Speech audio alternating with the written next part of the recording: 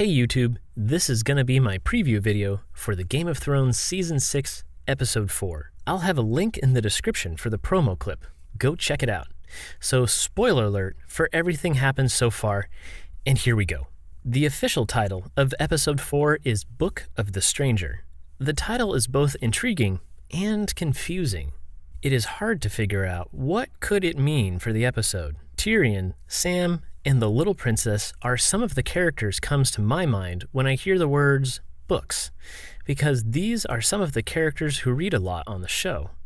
Okay, now let's take a look at the word stranger. Believers of the faith of the Seven consider stranger as their god to be one with 7 aspects. The stranger is an exception in that he is viewed in a negative light, with worshippers rarely praying to him. The stranger represents death and the unknown, and leads the dead to the other world. Well, so far, the characters who have returned from the dead has confirmed that there no other side. There is nothing at all. Whilst referred to as male, the god is neither male nor female. The stranger's face has been described as half-human, concealed beneath a hooded mantle. Now, this theory might be crazy, and I don't know how much is this true. The characteristics and appearance of the stranger fit well to Lady Stoneheart and the Hound. Well, you might have heard about the Gravedigger theory, which claims the Hound is still alive and living on a small island in Riverlands, which is inhabited by the brothers of the Faith of the Seven, who have made vows of silence. The only person who is allowed to speak in the island is the elder brother, who is rumored to be played by Ian McShane. My character really is like an ex-warrior who's become a peacenik. So I have this group of peaceful, sort of like a cult peaceful tribe, who have brought back, I bring back a much-loved character everybody think is dead. So I'll leave it at that. Oh, that's a bit of a clue. While Lady Stoneheart represents death, the Hound, aka Gravedigger, leads the dead to rest and peace. Both of them will conceal beneath a hood, just like the stranger. It's a traditional dress for the brothers in the island. The only thing you can see them is their eyes. Lady Stoneheart can't speak because of the wound in her throat, and the Hound won't talk because of his vow of silence. He is only allowed to speak when he confesses his sins. And the fun fact is, the name of his horse is Stranger, and it is with him on the islands. Silent Sisters are sometimes referred to as the Stranger's wives. They dress in gray and keep their faces covered except for their eyes. Please don't get confused with the Septus. If you remember correctly in Episode 1, we've seen the Silent Sisters perform at the funeral of the Hand of the King. Sansa arrives Castle Black, but her cousin Jon has already left. The Onion Knight might explain the things happened so far and help her to refresh. In Winterfell, Ramsay will write the infamous pink letter to Lord Commander Jon Snow with a lot of abusing and degrading words. He is gonna demand Sansa Stark back, and he'll include about Rickon Stark to threaten him. Winterfell is mine.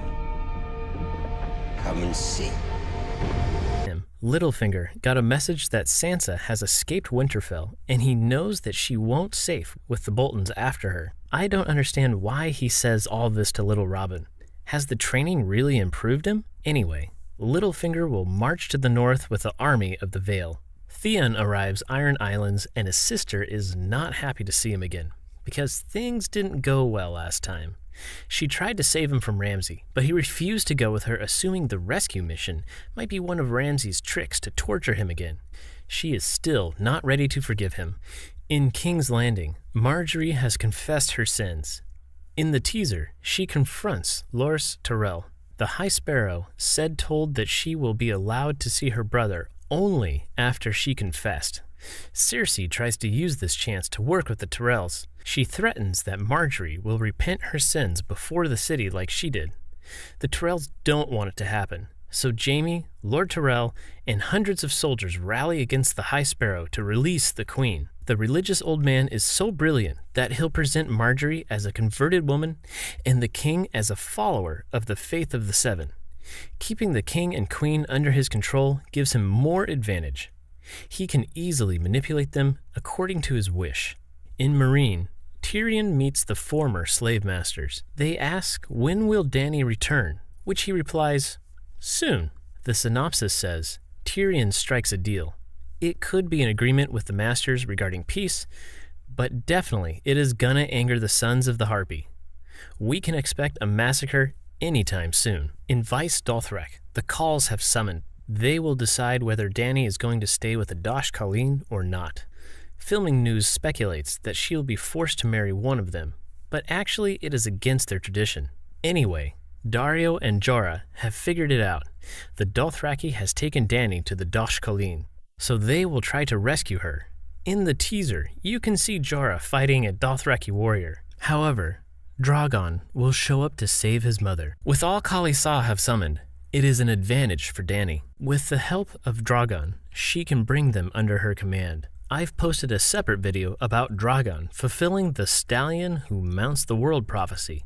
Please go check it out. The link will be given below in the description. And finally, Sam might reach his home Horn Hill. It's gonna be an awkward family reunion for him. Okay guys, that's it. Thanks for watching. Like, share this video, and don't forget to subscribe.